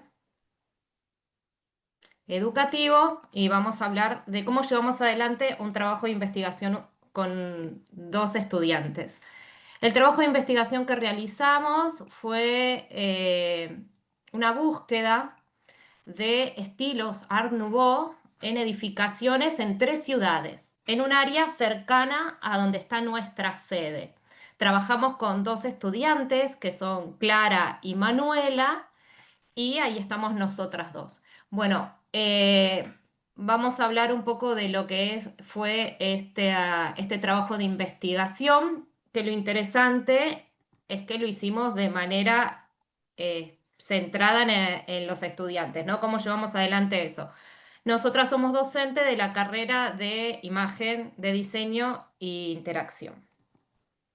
Bueno, Vero, ¿querés hablar un poco? Y me Bueno, vamos presento yo, compartiendo. que no lo dije. Yo soy diseñadora gráfica, que me recibí en la UBA, y después nos encontramos con Vero acá en la sede. ¿Vos, Vero? Sí, bueno, las dos somos profesoras en la carrera de diseño, pero en realidad esta investigación la llevamos adelante desde la carrera de arquitectura de la sede Costa de la Universidad Argentina de la Empresa, que como dijo mi amiga y colega Caro Cantalupi, está en Pinamar. Yo vivo en Dolores, a 200 kilómetros. No, 160 de Pinamar y 200 kilómetros de Buenos Aires. Por eso la investigación, entre otras cosas, fue realizada en la ciudad de Dolores.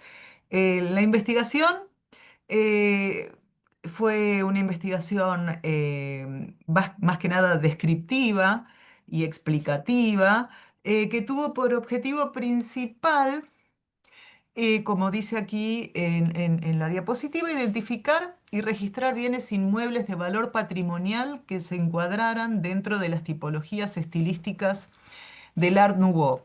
De hecho, la investigación se llamó Buscar las huellas del Art Nouveau, del movimiento Art Nouveau al sur del Salado. ¿Por qué al sur del Salado? Ay, yo no me presenté. Tengo una formación, a diferencia de Caro, que si bien estudié en la FADU, nunca me recibí de diseñadora, el camino me llevó hacia las ciencias sociales y la semiótica y ahora en la historia pública, que compartimos la misma formación con Caro. ¿Por qué decidimos o por qué la llamamos así, buscar las huellas del Art Nouveau al sur del Salado? ¿A qué alude el nombre, ¿no? El sur del Salado fue como una suerte de línea de parteaguas que el virrey Bertis, a fines del siglo XVIII, estableció como digamos, un límite entre lo que era la ciudad y, digamos, lo otro, ¿no? Que lo que después sería esa línea de frontera, donde después surgieron las ciudades que se crearon como, o que nacieron como fortines, ¿no? Entre ellas Chascomús, Dolores, entre otras, ¿no? Las 3 ciudades que nosotros elegimos por cercanía geográfica con la sede de la universidad fueron Dolores, como les dije, en mi pueblo, General Lavalle, que es como la puerta de entrada a la costa atlántica, y General Madariaga, que es la ciudad más cerquita de Pinamar. Las 3 comparten una característica en particular. Si bien todos son al sur del Salado, eh, digamos que comparten el hecho de que, em, a ver, em, tuvieron en algún momento, la más antigua es Dolores, un desarrollo urbano significativo en distintos momentos, porque la más reciente, como estamos viendo, desde 1907, es General Madariaga, y en este sentido, ese desarrollo urbano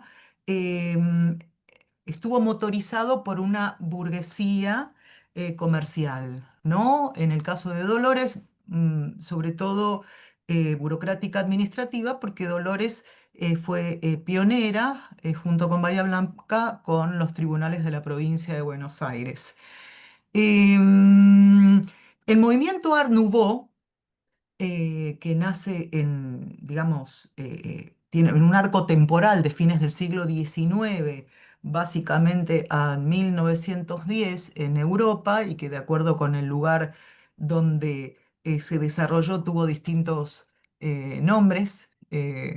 Acá Caro me va a dar una mano en ese sentido. Art Nouveau, Jugendstil, se llamó Arte Nuevo. Sí, adelante, La Caro. secesión vienesa. Bien, y que de acuerdo con, claro, y de acuerdo con cada lugar, tenía una impronta en particular, llega a nuestro país de la mano de el proceso de modernización urbana, ¿no? Y se caracteriza básicamente por tener una impronta de distinción de estas burguesías en ascenso, como una suerte de movimiento estético que intenta despegarse de las viejas élites, ¿no? En nuestro país, como les decía recién, el Art Nouveau, el movimiento Arte Nuevo, llega con posterioridad y adopta una suerte de cultura contradictoria y de mezcla propia de la modernidad periférica que caracterizó básicamente digamos, al epicentro de la ciudad de Buenos Aires, ¿no? Como un epicentro cosmopolita, pero periférico respecto de los países centrales. El Art Nouveau ha sido un movimiento estético que, Caro me va a dar una mano en ese sentido, que fue muy fuerte en diseño, por supuesto, y que después con posterioridad se trasladó también a la arquitectura, lo vemos en Gaudí, entre otros, ¿no? Por supuesto, y en nuestro país, como les decía, adopta una estética particular, contradictoria, donde lo moderno convive también con lo tradicional. Ha sido muy estudiado eh, en, en cuanto a las ciudades más de mayor densidad o capitales o centrales de nuestro país en Argentina. No así en las ciudades de baja densidad demográfica, como lo es las ciudades que nosotros elegimos como objeto de estudio, ¿no? Y eso le va a dar una impronta y una perspectiva situada que nos pareció muy importante y que sin nombrarlo, ahora cuando hablemos puntualmente de la experiencia centrada en el estudiante, vamos a ver que las propias estudiantes que trabajaron a la par con nosotras, resignificaron ese concepto, se lo apropiaron y nos dieron unas devoluciones en sus testimonios muy, no solo significativas, sino emocionantes, que fue lo que le dio el verdadero eje a nuestra investigación. Así que bueno, Caro, vamos Bueno, con yo les lo que es lo que nos cuento toca, lo pedagógico. esta parte de la enseñanza, lo que compartimos con estas estudiantes, tanto Vero como yo somos profesoras de dos materias teóricas dentro de la carrera de diseño, que es tan práctica, la cual tratamos de hacerlo muy ameno, porque a los diseñadores les cuesta bastante agarrar los libros, lo digo por experiencia propia. Así que las dos tratamos siempre de estar innovando en este terreno.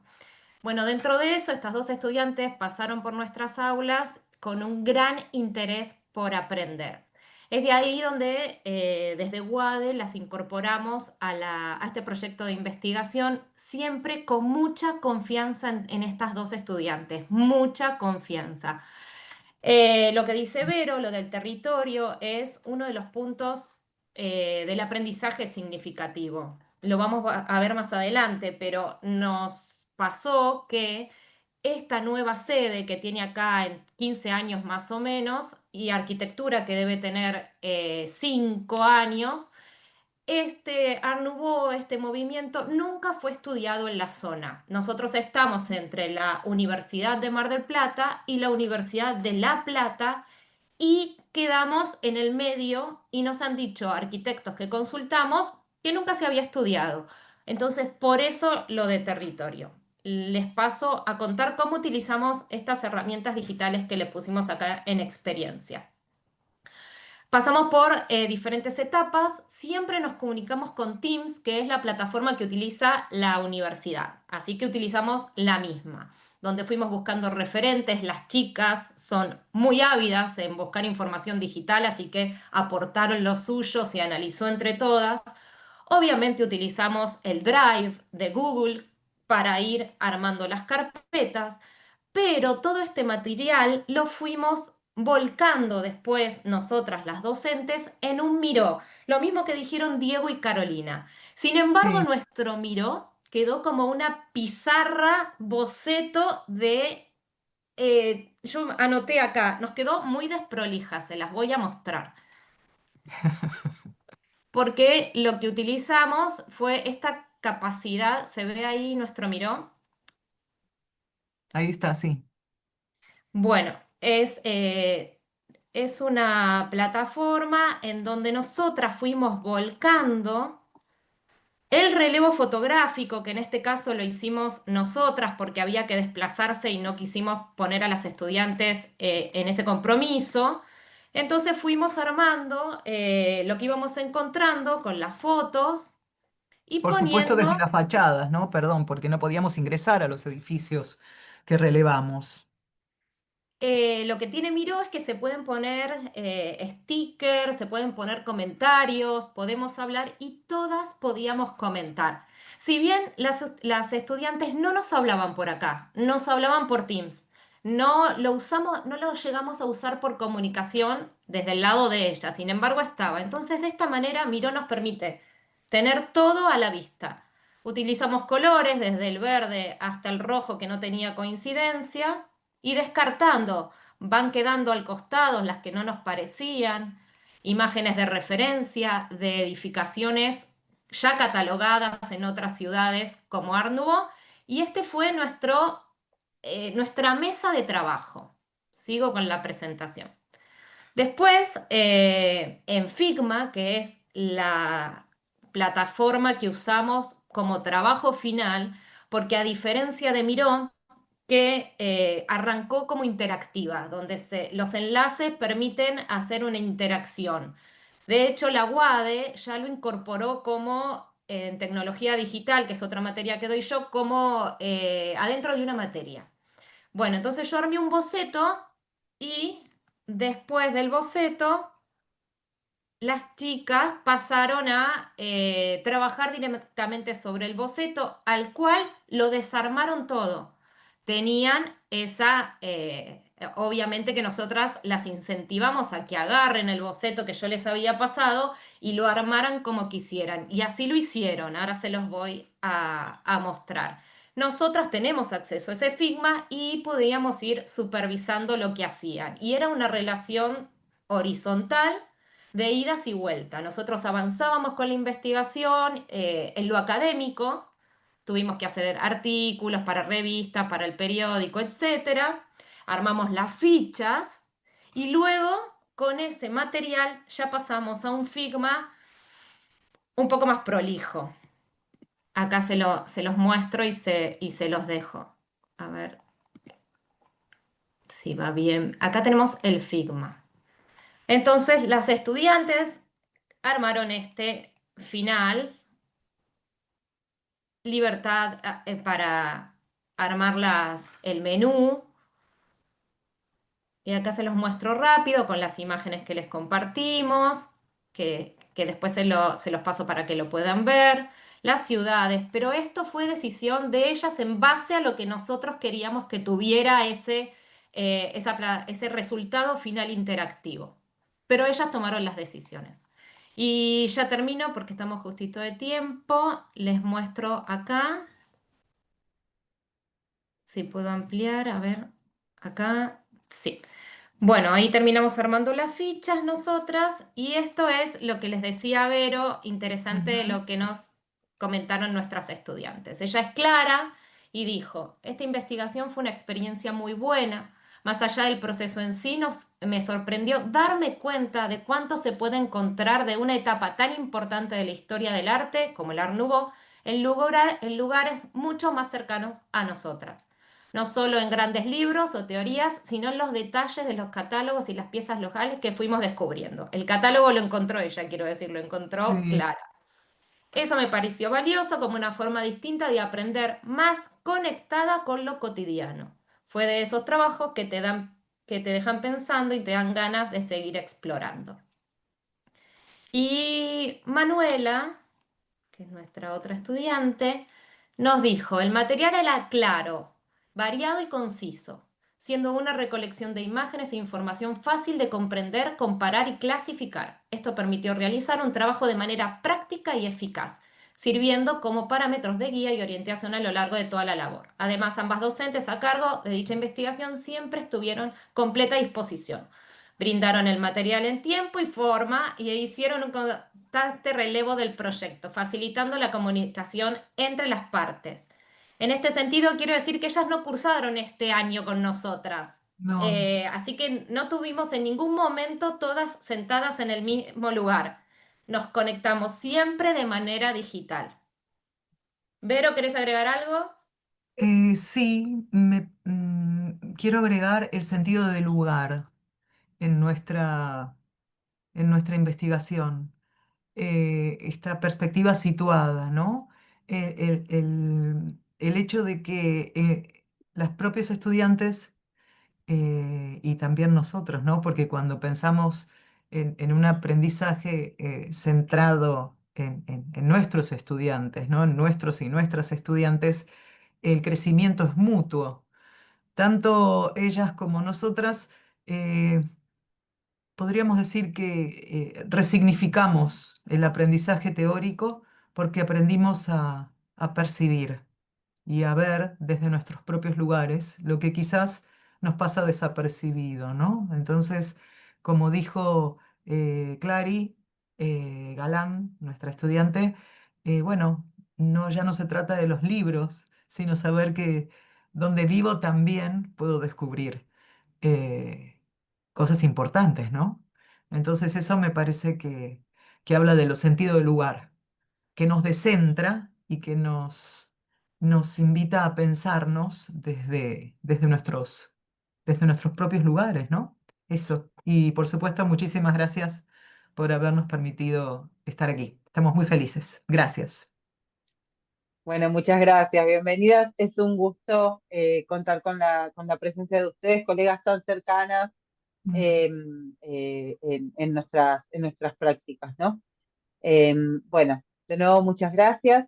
A ustedes. Vamos a continuar con la presentación de Jorge Espinosa desde México y su ponencia Prácticas reflexivas en el aprendizaje del diseño para la inclusión educativa. Jorge, bienvenido. Hola, hola, ¿qué tal? ¿Ya se ve mi Hola, ¿qué tal? presentación? Sí, Sí, se ve perfecto. perfecto. Bueno, antes que nada, muchas gracias por la invitación a compartir una experiencia educativa que llevamos a cabo en el marco de la carrera de Ingeniería en Diseño que se imparte en la Universidad Tecnológica de la Mixteca. Como ya fue mencionado, el título de la presentación es compartir el rol, ¿no?, de las prácticas reflexivas en el aprendizaje del diseño para la inclusión educativa. Este trabajo lo llevé a cabo junto con mi colega, la licenciada Consuelo Jacqueline Estrada Bautista, que es diseñadora gráfica, y nuestra estudiante, ahora ya titulada ingeniera en diseño, es Sandra Lisbeth Fernández Santiago. Muy bien, la ruta de la presentación es la siguiente. Primero quiero mencionar el marco institucional en el que se desarrolló este proyecto, plantear el marco conceptual desde el cual asumimos el diseño del material didáctico, particularmente mencionar el campo de la retórica como un marco conceptual que orientó este proceso, y finalmente la aplicación y algunas reflexiones. Muy bien. Entonces, iniciamos mencionando que este proyecto se desarrolló en el marco de la carrera de Ingeniería en Diseño Esta carrera se imparte en la Universidad Tecnológica de la Mixteca, que está ubicada en la región de Oaxaca, en México. Y una particularidad de esta carrera es que busca formar personas con un enfoque en diseño integral. Para ello, en el mapa curricular hay una base de ingeniería que se integra con conocimientos de diseño arquitectónico, diseño industrial y diseño gráfico. Entonces, lo que se busca es conformar una identidad del diseñador, de la diseñadora, desde un enfoque integral. Ajá. Muy bien. Y bueno, el proyecto que queremos presentar el día de hoy estuvo dirigido a conceptualizar, materializar y validar desde una perspectiva colaborativa un material didáctico dirigido a atender necesidades educativas específicas en estudiantes con o que forman parte del trastorno del espectro autista. Básicamente lo que nos dirigimos a comprender sus necesidades educativas específicas y de ahí surgió el proyecto de plantear un material didáctico que favoreciera el aprendizaje y el desarrollo de la lateralidad, esta noción de nuestro cuerpo, la noción de izquierda-derecha, que pues, es una noción, un conocimiento básico para otras actividades primarias, ¿no? Entonces, aquí vemos algunos bocetos, la implementación del material, el prototipo, el trabajo con la comunidad de maestras que trabajan en el Centro de Atención Múltiple. Aquí en México, estos centros están dirigidos a llevar a cabo procesos educativos con personas con discapacidad o en situación de discapacidad, ¿no? Y bueno, ¿cómo entendemos el trastorno del espectro autista? Una definición muy general, pues es una afectación del desarrollo neurológico que tiene implicaciones en la comunicación, en la interacción social y en el comportamiento de una persona. En ese sentido, desde el diseño y desde la pedagogía podemos aportar material didáctico, artefactos pedagógicos que precisamente contribuyan en la atención de estos retos, ¿no? De la comunicación, de la interacción social que emergen en este trastorno. Muy bien. Entonces, entendemos a la discapacidad desde un enfoque sistémico, no como algo que surja del sujeto, sino más bien la discapacidad surge de la relación entre una situación, ¿no? Una condición de salud de una persona y las barreras sociales, culturales y ambientales del entorno, ¿no? Es una perspectiva muy interaccionista, muy bien activa, ¿no? Entonces, la discapacidad emerge de esta relación. En ese sentido, el diseño puede aportar con artefactos, con objetos que favorezcan precisamente la mediación, es decir, la interacción del sujeto con su entorno social, cultural, natural. Entonces, el objetivo del diseño, más que diseñar productos, servicios, sistemas, es, además de eso, favorecer la mediación, favorecer que nosotros podamos interactuar con nuestro entorno de manera afectiva, de manera inteligente, pero también de manera responsable. Entonces, con el desarrollo de material didáctico que atienda a la diversidad y a las necesidades del estudiantado, pues encontramos ahí o identificamos ahí un rol interesante, importante, relevante del diseño en términos sociales. Entonces, desde el diseño podemos alinear los elementos sensoriales, compositivos del material didáctico con las motivaciones y necesidades biológicas, psicológicas y sociales de los estudiantes. Lo que buscaríamos entonces es mediar el acceso e interacción con el contenido por aprender o con el saber por construir. En ese sentido, entendemos el diseño de este material didáctico desde una perspectiva discursiva, es decir, todo material didáctico plantea una manera de entender, de ser y de estar en el mundo, una manera de acceder a un contenido cultural por aprender, pero también detona o motiva una serie de interpretaciones, de reflexiones respecto a este contenido. ¿Sí? Ahora bien, desde esta perspectiva discursiva, entendemos que el componente sensorial, compositivo, las propiedades compositivas, los lenguajes utilizados en la configuración formal de sus materiales, pues es un diálogo didáctico mediado. Y es que la voz de las y los diseñadores, de las y los pedagogos, pedagogas, especialistas en educación, dirigida a la discapacidad, pues bueno, se expresa en esta configuración conceptual, interactiva, que plantea posibilidades de acceso, de uso y también posibilidades de lectura, de interpretación. Ajá. Y bueno, específicamente partimos de los modos de apelación de la retórica. Autores como Buchanan, Isis, planteaban que todo objeto de diseño encarna argumentos que plantean modos y maneras de entender la realidad y de ser y de estar en este mundo. Entonces hay tres modos de apelación que podemos utilizar en el campo del diseño. Por ejemplo, razonamiento tecnológico, que es acudir a la usabilidad, a la accesibilidad, al diseño de información, para favorecer que el material didáctico sea accesible, sea amigable en términos de percepción, de interpretación, pero también en términos ergonómicos, de acoplamiento físico y cognitivo.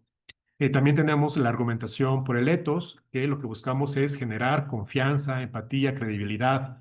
Y esto se logra cuando se expresa en el material didáctico precisamente una identidad visual y y en el caso de la educación dirigida a atender estas cuestiones de discapacidad, pues bueno, entendemos el uso de material que sea seguro al contacto, que sea amigable, ¿no? Que atienda estas cuestiones también ergonómicas. Pero también podemos apelar a lo emocional, es decir, implicar a las personas con el uso del material didáctico a partir de la emoción. Y aquí entendemos que el tratamiento expresivo que se hace sobre los códigos del lenguaje visual, sobre las formas, los colores, las texturas, pues es relevante. En el caso de este proyecto, se generaron diarios reflexivos como artefactos pedagógicos que detonaron, pues sí, reflexiones acerca de cómo aplicar estas categorías analíticas en el diseño del material. Ya para ir cerrando la presentación, por ejemplo, desde Logos, lo que buscamos es reflexionar acerca de cómo la usabilidad y la accesibilidad nos pueden ayudar o puede contribuir a estructurar un contenido que sea fácil en su acceso, en su comprensión, o cómo definir elementos sensoriales que permitan enviar una retroalimentación clara, personalizada y útil a la persona que usa el material. Ajá. Y del lado izquierdo vemos algunas reflexiones de nuestro estudiante que aplicó este enfoque en el desarrollo del material. Desde la argumentación por el ethos, lo que buscamos es precisamente reflexionar acerca de la categoría de seguridad, de confort en el uso de material, en el uso de texturas, en el uso de aromas. Y también lo que buscamos es minimizar el esfuerzo físico, pero también cognitivo, ¿no? Aspectos que son críticos cuando trabajamos en el ámbito de la discapacidad. Y en el caso del pathos, de lo emocional, aquí lo que buscamos es pues, reflexionar acerca de cómo los elementos sensoriales pueden despertar cierta curiosidad, cierta emoción, y cómo estas representaciones que pueden ser visuales, ápticas, aromáticas, auditivas o gustativas, no solamente facilitan la accesibilidad, sino también generan una emoción, es decir, son estimulantes. Em, y bueno, cuando reflexionamos a partir de estas categorías analíticas que orientan el proceso de diseño, pues pueden surgir cosas muy interesantes, ¿no? Muchos campos de conocimiento relacionados con el diseño, como la usabilidad, accesibilidad, diseño de información, ergonomía, pues se integran en este marco, ¿no? Al entender que la función persuasiva del medio interactivo articula todos estos campos de conocimiento con un propósito muy claro, que en el caso del material didáctico es pues emerger una relación pedagógica, ¿no? Que el estudiante aprenda y construya un saber, y en este caso un saber hacer. Finalmente, ya para concluir esta presentación, a partir de estas categorías analíticas, a partir de los diarios reflexivos, pues sí, lo que buscamos también es contribuir a la construcción de una identidad ética en la formación de las y los diseñadores. Una identidad que le ayude a operar de manera crítica, de manera flexible, de manera creativa en un mundo o un mundo marcado por la desigualdad, ¿no? Por la inequidad, un mundo también marcado por estos cambios socioambientales que estamos viviendo y sufriendo, ¿no? Entonces, con esta diapositiva termino y agradezco mucho su atención. Muchísimas gracias. Bueno, muchas gracias, Jorge. Ha sido un placer. Realmente no nos quedó mucho tiempo para debatir en el final. Lo que sí, bueno, yo ya les había propuesto poder presentar o si alguien tiene alguna duda puntual o en particular, como para que les haya quedado pendiente, para preguntarle a algún colega, pero lo ideal sería que se puedan poner en contacto y poder profundizar en adelante sobre estos temas, principalmente porque, bueno, la verdad que fue muy rica la presentación en general y, bueno, y era una comisión bastante numerosa, así que si están de acuerdo, le vamos a dar cierre para dar paso a la siguiente comisión del Congreso. Yo, de parte del Instituto de Investigación en Diseño de la Facultad, les quiero agradecer realmente profundamente lo que compartieron hoy, sus trabajos en esta comisión. Realmente como docente, bueno, de esta casa también, el compromiso y la generosidad que se ha mostrado, cada uno abriendo su experiencia, sus hallazgos, permitiéndonos reflexionar juntos sobre nuestras prácticas en la enseñanza del diseño. Bueno, vimos investigaciones de todo tipo. Estoy repasando sobre la percepción de nuestros estudiantes en el diseño, prácticas educativas como motor del desarrollo humano, realmente muy interesante, el uso de distintas herramientas para optimizar nuestra enseñanza y sobre todo las prácticas investigativas. La importancia de la reflexividad creo que es central para la inclusión educativa, estrategias para la enseñanza siempre vigentes y siempre flexibles, cambiantes, medición del impacto de los modelos de la enseñanza y valoraciones estudiantiles sobre, bueno, distintos tipos de evaluaciones. Cada ponencia creo que nos deja interrogantes, oportunidades para seguir repensando cómo enseñamos, cómo investigamos y cómo generamos estos espacios formativos más inclusivos, significativos y sobre todo transformadores. Y los invito a seguir participando en las comisiones que restan del Congreso para continuar en este diálogo colectivo y para enriquecer nuestras prácticas docentes y de investigación. Ha sido realmente un gusto, un placer y espero que nos sigamos viendo en lo que resta del Congreso. Muchas gracias. Muchas gracias, adiós. Gracias. Chau, chau. Gracias, Verónica. Hasta luego. Adiós. Gracias a ustedes. Encantada, Adiós. gracias. Adiós, gracias.